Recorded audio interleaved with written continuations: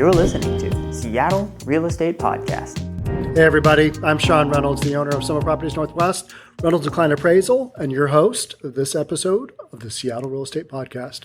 Let's be honest, I'm always the host of the Seattle Real Estate Podcast. I think you do the other thing when you've got a lot of important guests on and whatnot, and we just don't. I just sit here and basically talk most of the time. So today what we're going to talk about is minimum wage workers cannot afford rent in any U.S. state.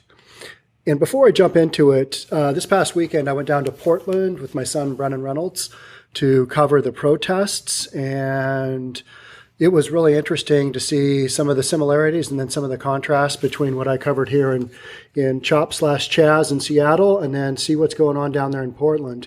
Portland is a whole nother level. It's really different. They're on day, I think 50, today is day 52 of their protesting.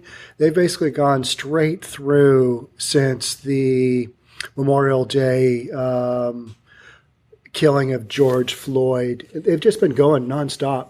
And so I went down to check it out. We actually, we got tear gassed in the process, and that's kind of what happens when you're in an area where you probably shouldn't be, and it's kind of a hot zone. And protesters are taking down fences and trying to break into federal buildings and things like that. So if you want to watch that content, go to our, there's a 𝒆𝒂𝒕𝒍𝒆 playlist on our YouTube channel. And we just premiered that video. I think it's called Tear Gassed in Portland. And so just had the premiere, and it was interesting to see everybody's reactions to that video. And a lot of what I've got, some of the things that I picked up there is I think Portland has maybe arguably an even worse homeless situation than Seattle. And I don't know if that's really possible, but, you know, I saw hypodermic needles on the ground. I saw homeless people literally sleeping not on even on the sidewalks, but just right up next to the street. Cars would just pull up, people get out and see a homeless guy and kind of step over his legs and go do their thing. So Seattle Real Estate Podcast, we're a real estate podcast, so we've kind of got the very upper echelon of housing covered. People who buy and own homes, sometimes super nice homes, sometimes super entry-level homes, but homes in general. So that would be considered the upper tiers of home ownership. And then you've got renters, and then you've got people kind of barely hanging on. Then you've got people that are transient, and then you've got people at the very bottom who live on the streets. And a lot of what we saw this weekend in Portland was a lot of people living on the streets, which is super sad. But what I've been thinking of is how do people get there? And you know, what does that look like? What does that story look like? And I think you know a lot of, or you've heard of stories like that, but not many of us actually know people who are homeless. In my circle of people, I haven't really known anybody who's had that happen to them. But it can happen very, very quickly. And when things go against you and you make wrong choices, or sometimes it's not you making wrong choices, but things just happen and there's just this series of events. And you hear that story all the time. You know, I had a normal job and then all of a sudden I was out on the streets. I lost my job. This and that happened. I went to jail, whatever. Couldn't get a job when I got out. And so just a lot of this stuff is going on. And I think when you go to an area like Portland, especially in the downtown area, and downtown Seattle is no different, you tend to be faced with a lot of the social issues that are happening right now today. And people not being able to afford housing is a real deal. And especially right now, we are in the middle of a lot of states opening back up. Whether they should or shouldn't be is kind of up to personal debate, whether we should be wearing masks, same thing. Should you wear your mask? Should you not wear a mask? I'm wearing a mask now when I basically go outside with the exception of a very few number of activities. I just take my mask with me. It's kind of like my wallet now. I just take it with me and I wear it because it's easier to do that than argue with people and be perceived as a jerk. So the issue we've got, so one of the major issues we've got going right now is mortgage moratoriums and eviction moratoriums are being lifted. Like we're in the process of that happening throughout a lot of the states. So people who couldn't afford their rent because they haven't had a job because of the COVID-19 lockdowns, that's going to come into play. And I did a podcast, I think a week or two ago, and it basically said 28 million Americans could be facing eviction because they can't pay their rent. That's an enormous number. I could never really figure out where that number came from based on what, but that's a huge, what is that, 8% of the United States population? Could that be right? Maybe it is. I don't know. My ability to do math on those kind of demographics, I just don't know what that is. And let's be honest, I live on the West Coast. It's really expensive here, but it's also really affluent, especially in Seattle. You get into pockets of Seattle and it's like any big city. You've got your, lower housing, but you don't have big pockets of that here. Even in Tacoma now, Tacoma used to have some big pockets of housing, big neighborhoods that were really rough. It can still be rough, but it's expensive. You don't get anything really for under $200,000, and you don't get much for under $300,000. And in Seattle now, you don't get much for under $400,000 because your urban land values have just gone so crazy in all of these big urban West Coast and East Coast cities, New York included. And that's a supply and demand issue, and you don't have anywhere to go to develop more land. And so price of land just skyrockets, and a lot of people can't afford housing. So let's jump on into this one. This is an article I found in CNBC.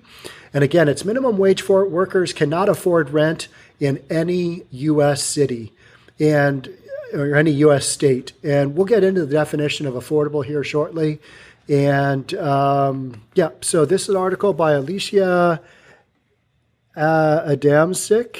I'm totally guessing on that last name. Sorry, Alicia, if I butchered your name. But I thought this was a good article, well written.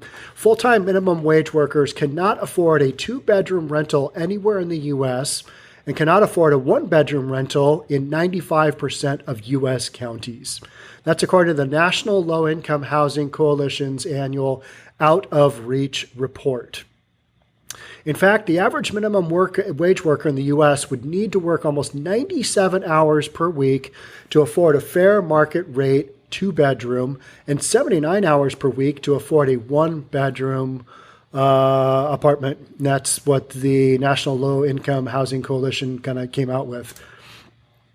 That's well over 2 full-time jobs just to be able to afford a 2-bedroom rental. And that headline right there made me think, okay, so either the percentage of income is wildly skewed from where it once was, or our minimum wage is just way too low, or combination of both. And it's probably a combination, right? And what we're seeing, and what I am painfully aware of, is the real divide right now between the haves and the have-nots. And I talk about it with my kids and kids that work around me. I point these ways because I've got guys in their 20s working around me because they're the only ones that can figure out the technology I use to get all this done. I can't figure it out. I'm just kind of a talking head on a lot of this stuff. So what the concern that I have is that the millennial generation, housing affordability has gone through the roof so hard that it's going to be super difficult for the millennial generation to buy homes. And they're the next home buyers to step up and kind of make this cycle go. But affordability has gotten so crazy, especially in the big cities. Like you have to put down a big down payment on just a little studio or 1-bedroom to get your payments in line with what most people can afford. And the days of having, the wife or the mom stay home, and I hope I'm not stepping on any toes here, stay home. I'm not talking barefoot in the kitchen, for 10 years. I'm talking about just not have to work and have the husband go off to work and do his thing and mom stays home with the kids. Those days are long gone, right? For people who want to live in a decent area or a really nice area. And to live in a really nice area now, you basically have to be self-employed, inherit a bunch of money, have some crazy job that you are just married to. You're doing that job 24/7. But the average person can't just kind of step in to a low-end section of the really nice neighborhoods anymore. It's just too expensive. Neighborhoods here in Bellevue and West Bellevue are probably tear downs start at probably $1.5 million to maybe upwards of $2 million for a home that you're going to tear down and put up a big home on a lot. And that's because your new construction starts at $4 million and goes up to like $6 million. And that's without a view, that's without waterfront, and it's not on a big land. It's not on a big lot. It's just great location in a suburban area that's really close to downtown and really close to employment centers. That's it. And you're seeing that all across the U.S. and the big cities. And in other areas of the country, housing has also skyrocketed as well, maybe not as much as the big cities, but there's a real affordability issue kind of going on. And so to kind of confront the issue of, oh my gosh, you got to work this much at minimum wage to be able to afford this, you can see why a lot of people say, screw it, I'm just going to go on welfare, I'm going to figure that gig out. Or in the inner city, so many of them they sell drugs because it's so much easier until you get busted and then you got to go to jail or you get killed. It's so much easier money than working for minimum wage and just never really being able to get out behind poverty, essentially. So the report released, this article is about a week ago, so let's call it 10 days ago. The report released about 10 days ago defines affordable as spending no more than 30% of monthly income on rent. And this is in line with what most budgeting experts recommend. Now, I come from not the mortgage background, but the appraisal background, where we have to figure out percentages of loan to value and percentages of people's income to housing. And 30% on rent out of your income is super low. And I think that's been super low for like 15 years. A lot of lenders will allow you to budget and allocate up to, I don't know, is it getting closer to 50% of your income or your total debt structure to buy a home. And I understand that income versus your debt ratio to income, those vary. But a lot of lenders are like, we understand that housing has gotten super expensive and we're going to allow you, up to like 50% of your income can go to housing. That I don't think is that crazy. So it's this new norm, I believe, that has come about in recent years where just the percentages of your income have skyrocketed, and maybe we're kind of working off of some older models of what affordability really is. But nevertheless, even if it's 40%, somebody working at minimum wage basically isn't going to be able to do much else other than work and provide a roof over the head, eat some food, and you're not going to have much else left in the budget for that. I mean, that's just not much of a quality of life. And that's where it goes back to this, the haves and the have-nots, kind of the whole Hunger Games thing. It's just, we're kind of really honing in on that. All right, so nationally, this organization puts the housing wage for 2020, or what a full-time worker must make in order to afford a fair market rental without spending more than 30% of his or her income, at $23.96 per hour. So let's call it $24 an hour. And that's for a 2-bedroom rental and $20 per hour for a 1-bedroom bedroom. So you got to make $24 an hour to afford a 2-bedroom and only spend up to 30% of your income on housing, or you got to make call it $19.50 per hour for a 1-bedroom and spend only 30% of your income up to spend 30% of your income. That means even the average hourly worker who earns $18.22 per hour cannot afford rent, as the report says. Many workers deemed essential during the coronavirus pandemic earn even less. Grocery store cashiers earn a median wage of $11.61 per hour, while building cleaning workers and home health and personal care aides earn $12.94 per hour. Those numbers obviously are very low, but in other areas of the country, I think our minimum wage here in Seattle is like $15 something. I should know that number, but I don't know the exact number. There was a housing crisis even before the pandemic, and that's where I'm kind of skipping back to the fact that we've got these moratoriums being lifted on rent evictions and also mortgage forbearance. Those are going to go by the wayside because business is picking up. People are going back to work, whether or not, with the rise in cases we should be, don't know, but that is what's happening. So there was a housing affordability crisis even before the pandemic hit, and tens of millions lost their jobs. Last year, The agency, the NLIHC's report also found that a two-bedroom was not affordable anywhere in the country, putting the 2019 housing wage at $22.96 for a two-bedroom rental and $18.65 for a one-bedroom. But the findings are especially relevant now. Coronavirus-related job losses hit the hospitality and service industries particularly hard, and renters make up a disproportionate share of those workforces. That's according to the Urban Institute. Additionally, it's not likely that the U.S. will make a V-shaped recovery economists are hoping for, as states are reclosing large parts of their economies as virus cases spike across the country. So that V-shape, we've talked about that a lot here on the podcast. So the V-shape is things just went down at a hard diagonal angle as we shut the economy down, and now we're talking about them going back up at a hard diagonal angle and forming a V.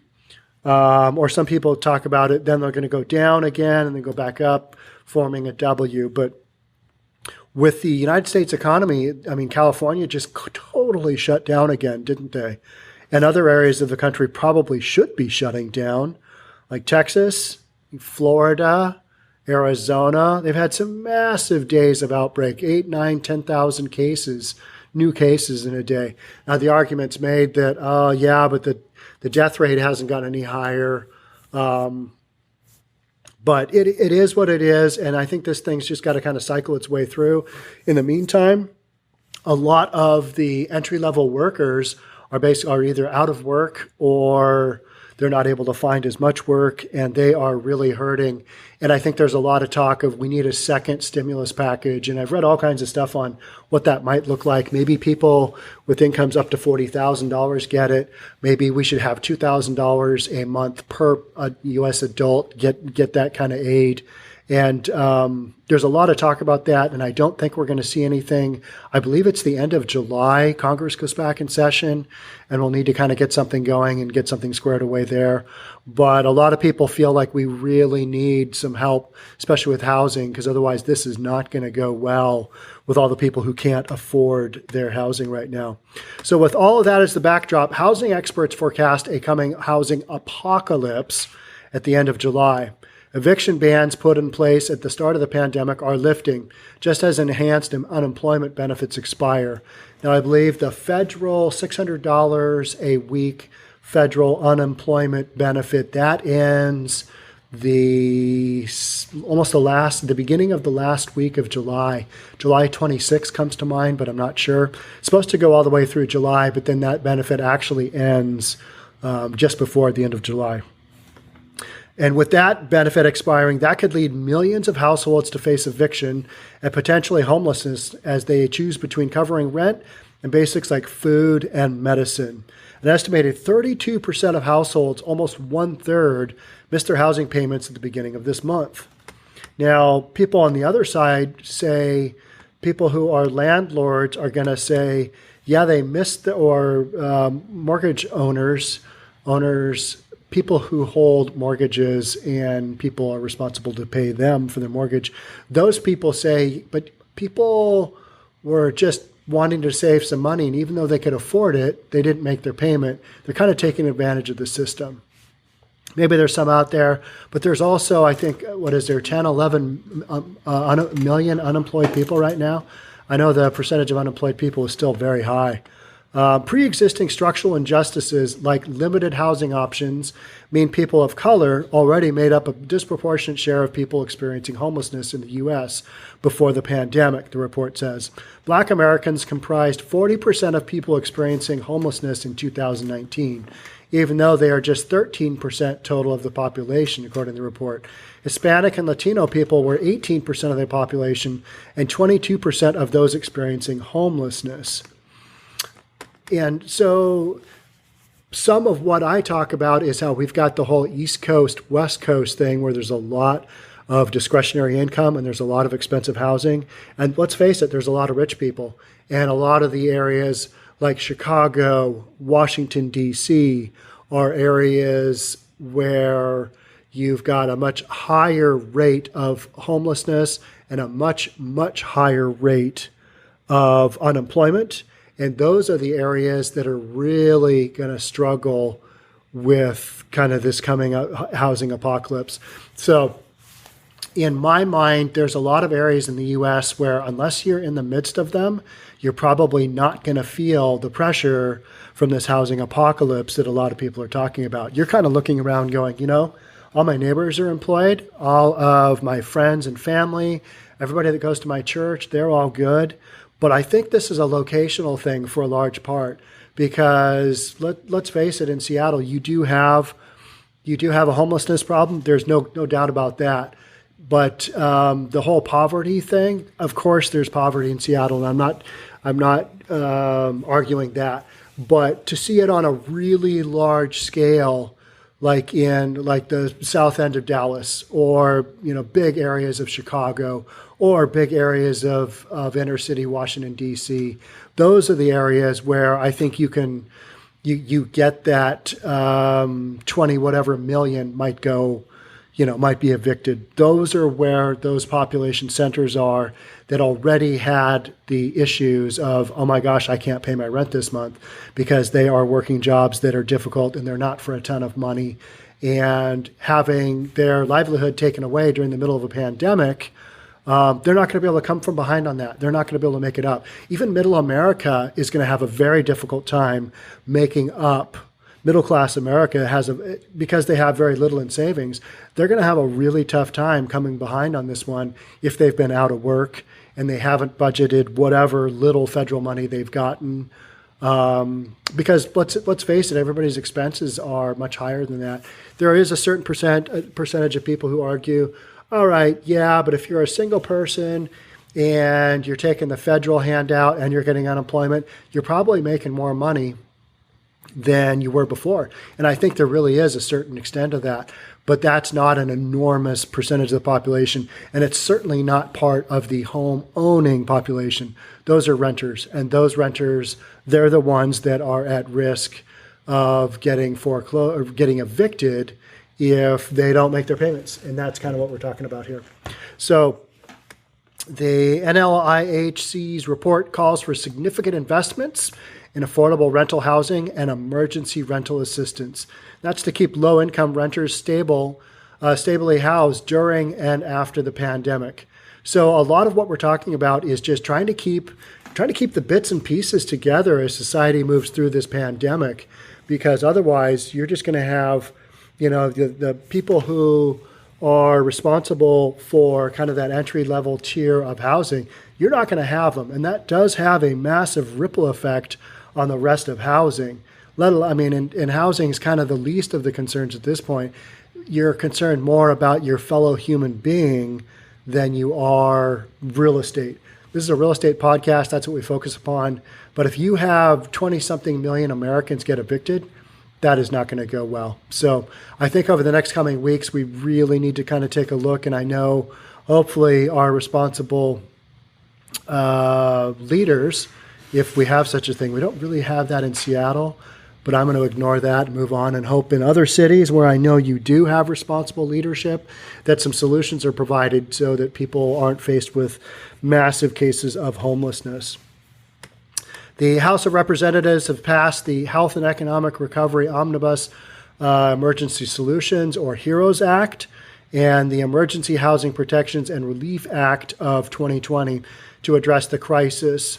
And so the House of Reps did that, but then the Senate basically said, yep, dead on arrival, because it had a whole bunch of other stuff in there that basically wasn't necessarily housing related, but there were requests. I think what the term I heard was it was a Christmas wish list from the House, and the Senate just said, yep, not happening. But they're going to have to figure something out. They're going to have to come to some kind of bipartisan approach and figure out this housing situation, because I'm seeing more and more articles and I'm seeing more and more posts saying, hey, the housing apocalypse is coming.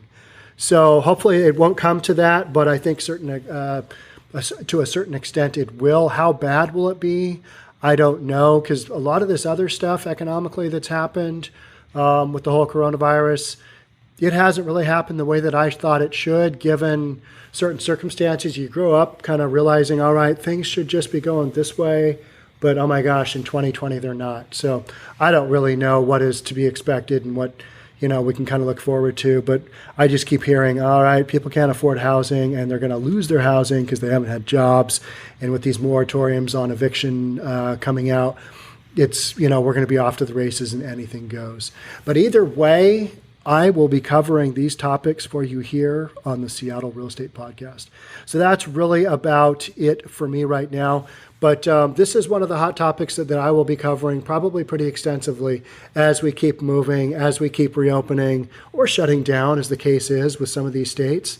And this whole thing is just in flux, isn't it? We don't really know what the bottom line is half the time, when we don't really know what the solution is. So all you can do is really have a discussion about it and do things that kind of support your fellow human being.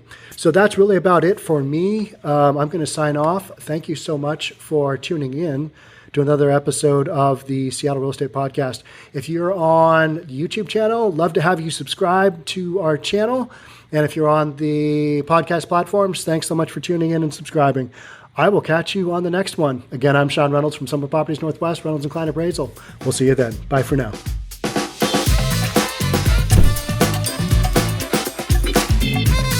Don't forget to subscribe to our channel and hit the notification bell so you'll know when our next video is out.